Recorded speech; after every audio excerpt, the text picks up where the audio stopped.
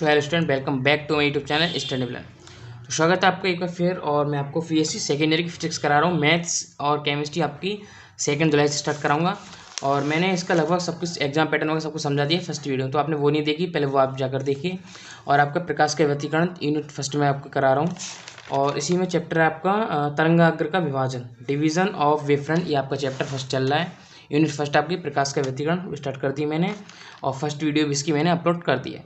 Next thing, आपको मैं आज प्रकाश का व्यतिकरण, इंटरफेरेंस ऑफ लाइट कराने वाला हूँ। उससे पहले चैनल को प्लीज़ सब्सक्राइब कर दीजिए, वीडियो को शेयर कर दीजिए। और आपको अगर नोट्स चाहिए तो नोट्स के लिए आपको 9411009110 व्हाट्सएप ग्रुप से ऐड होने के लिए, या नोट्स के लिए आपको इस व्हाट्सएप पर मुझे कॉन्टैक्ट करना होगा। तो इंटरफेरेंस ऑफ लाइट, प्रकाश के व्यतिकरण क्या होता है, पहले इस चीज़ को समझिए। उससे पहले आप चैनल को सब्सक्राइब जरूर करते हैं। फिर पहले समझिए इसकी थ्योरी क्या है कि जब किसी माध्यम में लगभग समान आवृत्ति की, तो समान आवृत्ति मतलब सेम फ्रिक्वेंसी, चाल, दिशा सब कुछ समान हो, दो तरंगें समान चाल की समान दिशा में संचरित होती हैं, तो आवृत्ति समान हो उनकी। आवृत्ति मीन्स उनकी जो वेव पोजिशन है या वेव की जो चलने की दिशा है या चलन क्रिया है वो समान हो, दिशा भी समान हो, तो उनके अध्यारोपण से प्राप्त परिणामी तरंग के, तो उनके अध्यारोपण मैंने आपको फर्स्ट वीडियो में समझा दिया था कि उसके मिलाव से एक जो किरण बनकर आती है अध्यारोपण से परिणामी तरंग के, तो उनके अध्यारोपण से प्राप्त परिणामी तरंग के कुछ पॉइंट्स पर तीव्रता मिनिमम या 0 प्राप्त होती है, तो संचरित होती है। तो उनके अध्यारोपण से जो परिणामी तरंग के कुछ पॉइंट्स पर, तो जिन पॉइंट्स पर परिणामी तरंग मिलती है उनकी जो कुछ पॉइंट्स पर तीव्रता होती है मिनिमम या 0 प्राप्त होती है आपको, तो ये घटना व्यतिकरण कहलाती है, जो कि तरंगों की विशेषताएं हैं। अब तरंगों की विशेषताएं भी अगर आपको क्वेश्चन पूछा जाए तो तरंगों की विशेषताएं क्या है, तो अभी ये क्वेश्चन नोट करके आएंगे। उसमें फुल कोर्स आपको कराऊंगा। ऐसा नहीं कि आपको कॉपी में अगर मैं करा रहा हूँ तो आपको समझ नहीं आने वाला है, सही से सबको समझ आएगा। इंपॉर्टेंट थिंग्स आप बताते रहूँगा। तो मिनिमम या 0 प्राप्त होती है, ये घटना व्यतिकरण कहलाती है, जो कि तरंगों की विशेषताएं। तो व्यतिकरण घटना क्या कहलाती है आपको पूरा समझ देना है। उसके बाद व्यतिकरण के प्रकार, टाइप्स ऑफ इंटरफेरेंस, इसके टाइप्स होते हैं। तो there are 2 types of interference. तो व्यतिकरण के आपके 2 प्रकार होते हैं। फर्स्ट कंस्ट्रक्टिव इंटरफेरेंस, संपोषी व्यतिकरण। तो जानते हैं पहले कि संपोषी व्यतिकरण क्या होता है। तो बे बिंदु जिन पर तीव्रता मैक्सिमम प्राप्त होती है कंस्ट्रक्टिव इंटरफेरेंस संपोषी व्यतिकरण कहलाते हैं। तो आपको सिर्फ इतना से लिखना है, आपको शॉर्ट में आएगा कि बे बिंदु जिन पर तीव्रता मैक्सिमम प्राप्त होती है तो आपका कंस्ट्रक्टिव इंटरफेरेंस कहलाते हैं। नेक्स्ट, संपोषी व्यतिकरण के लिए फेज डिफरेंस और पाथ डिफरेंस मतलब कालांतर, और इसका कालांतर डिफरेंस मतलब कालांतर एंड पाथ डिफरेंस, पथांतर निम्नलिखित होता है। तो कालांतर और पथांतर इन कंस्ट्रक्टिव मतलब संपोषी व्यतिकरण के लिए कैसा होता है। तो फेज डिफरेंस आपका 0, 2 पाई, 4 पाई, 6 पाई इवन नंबर होता है फेज डिफरेंस। ये चीज़ आपकी ओनली भविकली पूछी जाएगी, और शॉर्ट में अगर आए तो आपको ये भी पुट कर देना और अच्छे नंबर आएंगे। और मैक्सिमम ये चीज़ें आपकी सिर्फ भविकली मतलब ऑब्जेक्टिव टाइप क्वेश्चन में पूछी जाती हैं। पाथ डिफरेंस और फेज डिफरेंस क्या होता है कंस्ट्रक्टिव्स के लिए, ऐसा क्वेश्चन आपको पूछा जाएगा संपोषी व्यतिकरण के लिए। वेयर एम बराबर 0, 1, 2, 3, तो एम का मान अगर यहाँ पे पुट करेंगे तो 0, 0 आएगा ही। फिर एम का मान 1 पुट करेंगे पाई की जगह तो आपका 2 पाई हो जाएगा। इसकी जगह 2 करेंगे तो आपका 4 पाई, 3 करेंगे तो 6 पाई। तो इस टाइप से आपके चलते रहेंगे। तो यहाँ पे पुट कर लीजिए आप, तो एम का पुट ऐसे एम का मान यहाँ पे पुट करते रहेंगे तो आपको निकल कर आते रहेगा। यहाँ पे एम लैम्डा तो 0, एम की जगह 1 लैम्डा, 2 लैम्डा, 3 लैम्डा। नेक्स्ट आपका डिस्ट्रक्टिव इंटरफेरेंस, विनाशी व्यतिकरण, इसको आप हिंदी में बोलते हैं। तो बे बिंदु जिन पर तीव्रता मिनिमम प्राप्त होती है, जिन बिंदु पर, तो बे बिंदु जिन पर तीव्रता मिनिमम प्राप्त होती है डिस्ट्रक्टिव इंटरफेरेंस कहलाते हैं। ठीक है। तो and path difference, phase difference, तो वही चीज़ आपकी भविकली प्रश्न इस टाइप में आ गई कि फेज डिफरेंस और पाथ डिफरेंस क्या होता है। तो ये रहा आपका फेज डिफरेंस, पाथ डिफरेंस, पाई, 3 पाई, इसमें बेसा नंबर होते हैं आपकी पाई, 3 पाई, 5 लैम्डा, 7 लैम्डा, और इसका होल जो कंस्ट्रक्ट निकल कर आता है वो 2m-1 इंटू पाई। तो m की जगह 1 पुट कर दीजिए तो 2 इंटू 1 -1 मतलब 1 पाई, तो आपका ओनली 1 पाई आ गया, 2 3 पाई आ गया। ओके, तो इस टाइप से आपको ये करने हैं। उसके बाद पाथ डिफरेंस है कि λ/2, 3 λ/2, 5 λ/2, m-1/2 और होल का लैम्डा। तो बेयर m बराबर 1, 2, 3। ठीक है, तो ये चीज़ आपको यहाँ पे क्लियर है। उसके बाद इसका एक क्वेश्चन टाइप भी आता है निकल के, लॉन्ग क्वेश्चन में काफ़ी यूनिवर्सिटी में पूछा गया है। और एक आता है इसका समझ लीजिए आप, लॉन्ग क्वेश्चन में आखिरकार पूछा जाता है, चाहे आपका क्वेश्चन तौर पर पूछ ले चाहे आपका एक आर्टिकल के तौर पे पूछ ले, तो वो चीज़ सिर्फ यहाँ पे इतना पूछा जाता है। और वो क्वेश्चंस काफ़ी ज़्यादा इम्पोर्टेंट दृष्टि ये है क्योंकि expression for resultant intensity, intensity means होती है तीव्रता। तो आपको हेडिंग डालनी है एक्सप्रेशन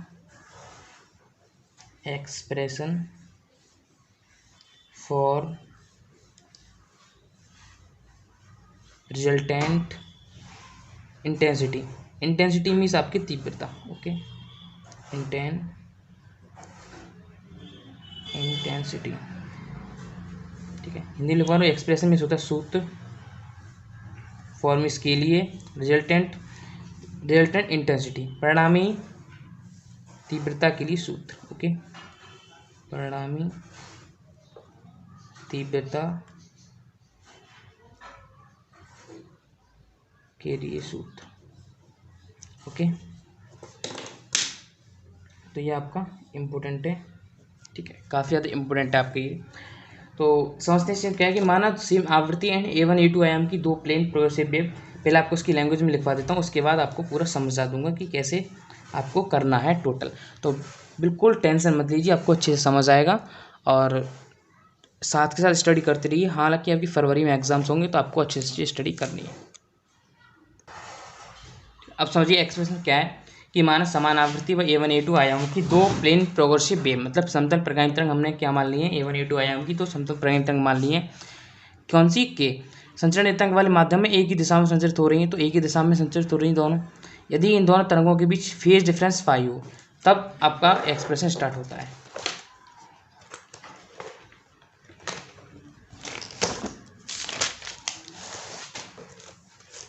इनकी विस्थापन समीकरण निम्नलिखित होगी। देन मीन्स तब इनकी विस्थापन समीकरण निम्नलिखित होगी।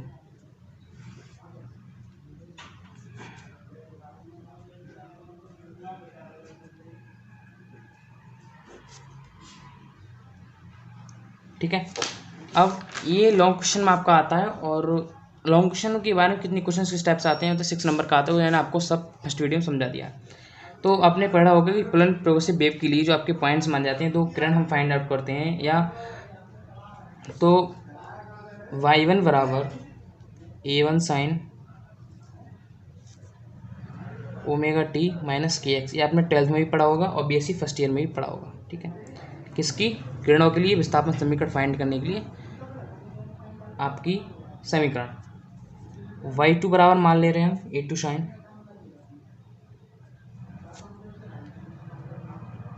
ओमेगा टी माइनस के एक्स, ओके, माइनस 5 इक्वेशन आपका 2। ओके, y1 y2 दो इक्वेशन हमने मान ली। किसको, इसकी एक्सप्रेस रिजल्टेंट इंटेंसिटी मतलब परिणामी तीव्रता फाइंड करने के लिए आपने दो पॉइंट्स y1 y2 दो किरणों की समीकरण ले ली। उसके बाद इन दोनों तरंगों के अध्यारोपण से रिजल्टेंट वेव बनेगी जिसका विस्थापन निम्नलिखित होगा। तो जो कि मैंने फर्स्ट वीडियो में समझाया था वही चीज़ आपको दोबारा पुट करनी है कि इन दोनों तरंगों के अध्यारोपण से, इन दोनों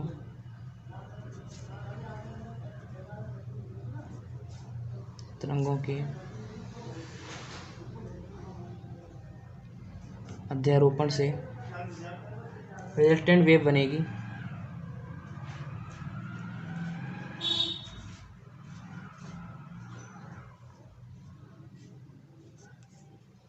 जिसका विस्थापन निम्नलिखित होगा।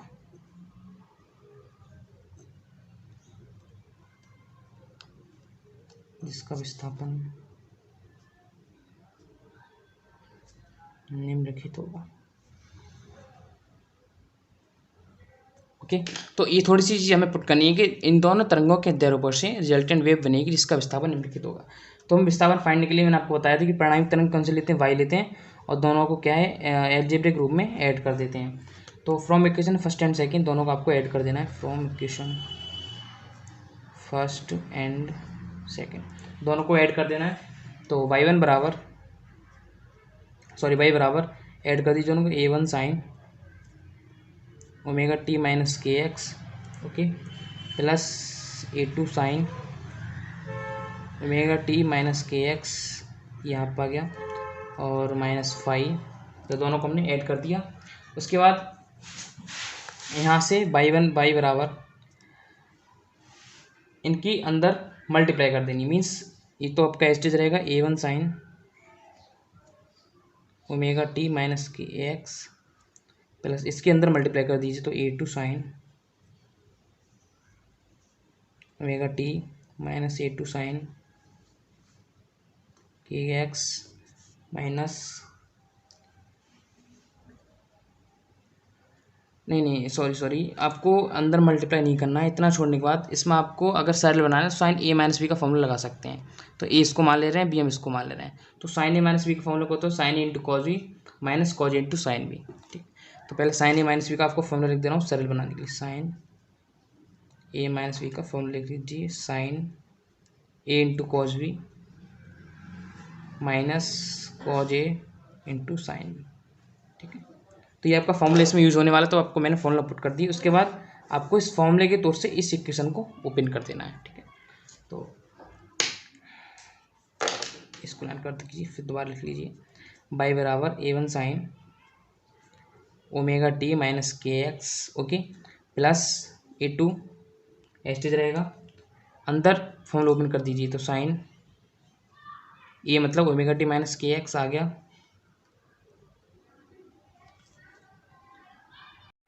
ठीक है। यहाँ से आपने A2 sine omega T minus के एक्स ले लिया। फिर हम क्या गया फॉर्मूला ओपन कर रहे हैं, तो साइन आ गया इंटू कॉस मतलब कॉस फाइव आ गया, फिर आ गया इंटू कॉस फाइव, माइनस लगाएंगे कॉज ए की value cause omega T minus के एक्स आ गई इंटू साइन फाइव मतलब साइन बी, फॉर्मूला ओपन हो गया। उसके बाद बाई बराबर A1 sine omega T minus के एक्स प्लस, यहाँ से इसको क्या हम मल्टीप्लाई कर देंगे A2 की अंदर, तो ये हो जाएगा plus A2 sine omega T plus A2 sine omega T minus के X, okay, into cos five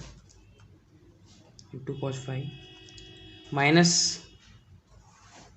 A2 cos omega T minus के X into sine five, okay. A2 की हमने क्या कर दी, अंदर मल्टीप्लाई कर दी। यहाँ तक क्लियर है। उसके बाद इसकी इतना करने के बाद आपको करना क्या है कि A1 A2 मतलब जो चीज़ कॉमन आ रही है उनको कॉमन लेना है। तो बाई बराबर यहाँ से अगर हम साइन ओमेगा टी माइनस के एक्स कॉमन लेके चलते हैं, ठीक है, समझिए चीज़ को, साइन ओमेगा टी माइनस के एक्स कॉमन लेके चलते हैं, तो A1 ये बचेगा यहाँ से, और यहाँ से A2 कॉस फाइव बचेगा। ठीक है, तो हम लोग क्या करेंगे, साइन ओमेगा टी माइनस के एक्स कॉमन रख लीजिए, ओके। फिर क्या बचा आपका A1 बचेगा, प्लस में आपका A2 बचेगा cos phi, okay, minus A2 आ गया माइनस A2। अब कितना बचा आपका, साइन फाइव बचा है ये, ओके, कॉस पे चला गया इधर, मतलब ये हमने कॉमन ले लिया, इधर से आपका ओनली साइन फाइव बचा है, तो फुल वैल्यू आपकी बची हुई है। तो sine phi into cos omega T minus के एक्स मतलब माइनस के, तो हमारी फुल वैल्यू यहाँ से आपकी बची हुई है। अब आपको करना क्या है, A1 plus A2 cos five और कॉज ओमेगा टी माइनस के एक्स, या सॉरी ये value A1 plus A2 cos five और माइनस A2 साइन फाइव, इनको हमें इक्वेशन बना लेना है। क्यों बना लेना है, क्योंकि हमें वैल्यूज फाइंड करनी है या हमें एम्पलीट्यूड फाइंड करना है। ठीक है, तो हमको करना क्या है, इन दोनों इक्वेशन को मान लेना है, फिर A1 plus A2 cos phi equal to, हम कोई भी वैल्यू मान ले रहे हैं, इसे मान ले रहे हैं A कॉस थीटा। अब समझिए A कॉस थीटा हमने क्यों माना, तो ये आपका किसके पद में है, कॉज के पद में है, तो हमने इसको कॉज के पद में मान लिया। ये दोनों वैल्यू, ये वैल्यू साइन के पद में होगी, इसको साइन के पद में माना जाएगा। तो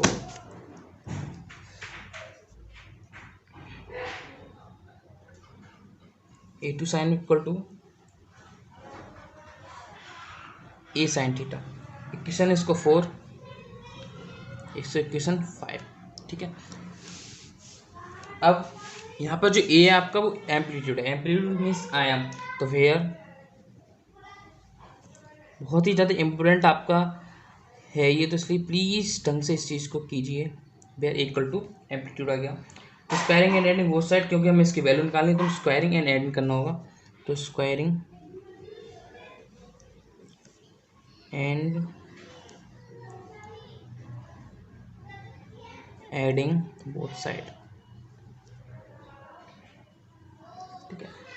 फिर A1 plus A2 cos five का whole square, A1 plus A2 cos five का होल स्क्वायर, प्लस में आपका ये A2 sine five whole square हो जाएगा, प्लस A2 साइन फाइव का होल स्क्वायर, ओके, बराबर A कॉस थीटा का whole square plus A sine theta का होल स्क्वायर।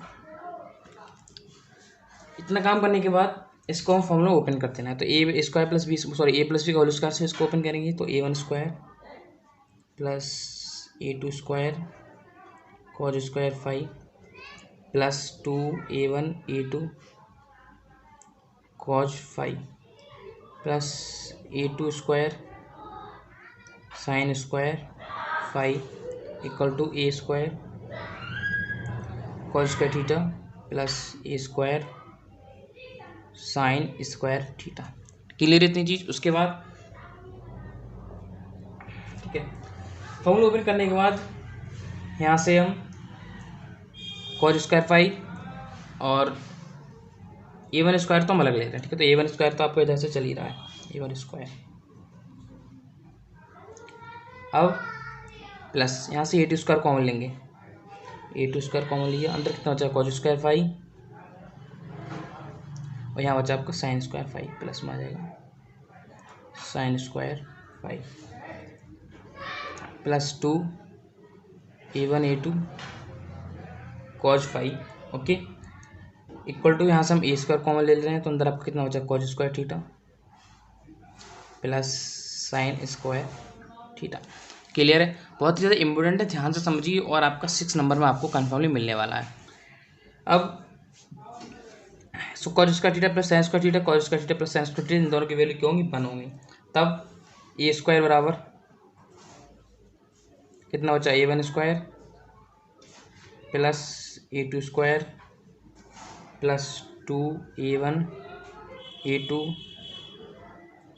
Cos five. क्योंकि गर्मी बहुत ज़्यादा हो रही है, फ़ैन ऑफ करके वीडियो बनानी पड़ी, इस चक्कर से बहुत ज़्यादा दिक्कत सामने आ रही है। कॉस फाइव आ गया, इसको इक्वेशन हमने 6 मान लेनी है। फिर अब एक चीज़ देखेंगे आप, ये हमने एम्पलीट्यूड माना है, ओके, और A1 A2 या A1 A2 हम लोग मान करके क्या इंटेंसिटी मान के चल रहे हैं। तो यहाँ से आप देखेंगे कि इंटेंसिटी डायरेक्टली प्रोपोर्शनल किसके है, एम्पलीट्यूड के। तो यहाँ से एक चीज़ निकल कर आती है कि इंटेंसिटी में होती तीव्रता, इंटेंसिटी मीन्स आपकी तीव्रता, इंटेंसिटी डायरेक्टली प्रोपोर्शनल है किसके, एम्पलीट्यूड का होल स्क्वायर के।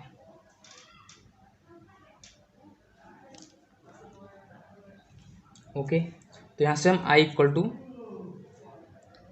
कि आपका मैंने बताया नियतांक ले सकते हैं, ए स्क्वायर आपका फुल नियतांक, इसको हमने क्या मान लिया I मान लिया आपने, तो हमारे से एक फॉर्मूला निकल के आ गया। ओके, उसके बाद वेयर लिख सकते हैं, where k equal to proportional constant, proportional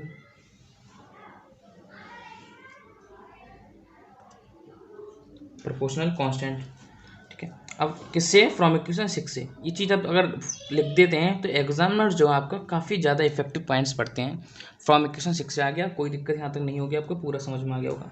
तो हम एक बार इसको लिख सकते हैं, I बराबर के A1 square plus A2 square plus 2A1 A2 cos five.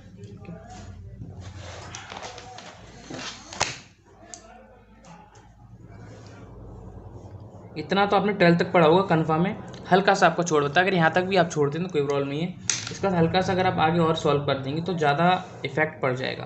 तो I1 बराबर अगर मान लें कि A1 स्क्वायर, तो यहाँ से अगर आप A1 की वैल्यू निकालने हैं तो ये तो आपका कांस्टेंट चला जाएगा, रूट I1 आ जाएगा। कैसे, क्योंकि जब ए का वर्क करेंगे तो I पे जाके रूट आ जाएगा। और I2 बराबर कि A2 स्क्वायर, ये भी आपने 12th में पढ़ा होगा। तो A2 बराबर यहाँ से आपका रूट I2 आ जाएगा। कन्फर्म इतनी चीज़ें क्लियर हैं। उसके बाद भी एक फॉर्मूला बन जाएगा आपका, A1 और A2 को मान रूट I1 रूट I2 में पुट कर दें।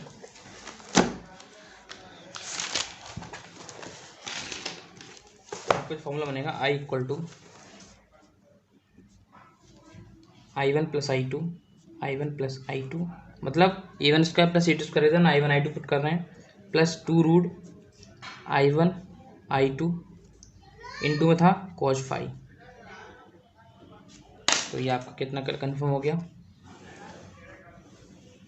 इसको इक्वेशन मान ले रहा हम 8। तो यहाँ तक भी अगर आप छोड़ देते हैं तो आप यहाँ तक भी कोई प्रॉब्लम नहीं है। हल्का सा अगर आप इसको थोड़ा सा और आगे सेपरेट कर देते हैं जो कि 12th लेवल से हट के BSc लेवल में आ जाता है। उसका हम थोड़ी सी क्या करेंगे, एडिंग लिख देंगे या पॉइंट्स लिख देंगे कि इक्वेशन 7 एंड 8 जो कि मैंने आपको इक्वेशन 7 एंड 8 अभी लिखवाई 80 है और 7 से पहले वाली जो कि K1 स्क्वायर K2 स्क्वायर वाली है। परिणामी तीव्रता के लिए सूत्र जो प्रदर्शित करते हैं कि रिजल्टेंट इंटेंसिटी मतलब परिणामी तीव्रता I फेज डिफरेंस 5 पर डिपेंड करती है। ठीक है, 5 पर डिपेंड करती है। ठीक है, तो 5 मर आया तो हम कह सकते हैं 5 पर क्या करती है, डिपेंड करती है और उसके प्रोपोर्शनल होती है। प्रोपोर्शनल मीन्स समानुपाती होती है। अब थोड़ी सी अगर आप चीज़ और कर दें या हल्की सी पॉइंट कि इफ़ अब आपका आगे BSc लेवल थोड़ी सी हम क्या है अब BSc लेवल में एंट्री कर रहे हैं। अब तक हम 12th लेवल में थे। I1 I2 बराबर क्या मान लें I0, देन क्या होगा I बराबर I0 plus I0 plus 2 root I0 ठीक है इंटू cos फाई आ गया। तो I बराबर ओनली कितना हो जाएगा 2I0 हो जाएगा। I0 मिलके 2I0 कर लेंगे या हम I0 को ओके परफेक्ट मान के चलें कि I0 हमारा क्या है O मान लें तो हम 2I0 करते हैं। 0 को मान के चल रहे हैं संख्या तो 2I0 मान लें। ठीक है, कोई प्रॉब्लम नहीं है। 0 चाहे 0 माने चाहे O माने, दोनों को एडिंग क्या कर देंगे 2 रूट I0 प्लस ये भी कर देंगे 2 root I0 into cos phi. अब आप एक फॉर्मूला होता है आपका कि यहाँ से समझिए, अभी नहीं, I बराबर 2I0 हमने ले लिया कॉमन।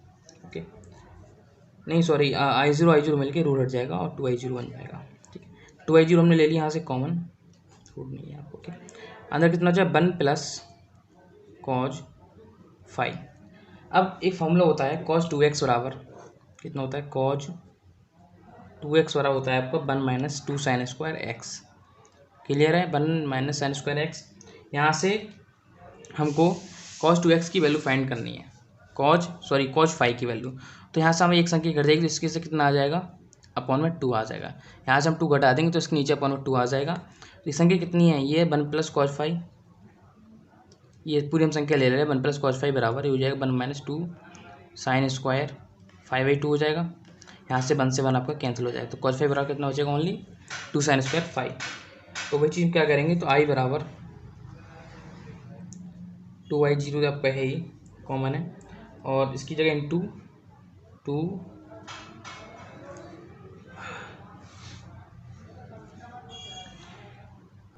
सॉरी इसमें हम फॉर्मूला को वाला यूज नहीं करेंगे, इसमें साइन में नहीं लेंगे, इसको हम कॉज के पदों में रखेंगे। ठीक है, इसको हम साइन के पदों में नहीं रखने वाले हैं, इसको हम कॉज के पदों में रखेंगे। तब आपका 2 cos का थीटा माइनस 1 बराबर फॉर्मूला होता है, हमको वो यूज करना है। इसमें फॉर्मूला यूज कर रहे हैं हम cos 2x और 2 cos स्क्वायर x माइनस 1, जैसे 1 से 1 आपका कैंसिल हो जाएगा और आपको कितना हो जाएगा इंटू 2 cos स्क्वायर 5/2 क्यों ले रहे हैं हम, क्योंकि यहाँ पे cos 2x का ओनली cos फाई है, ये आके उतना।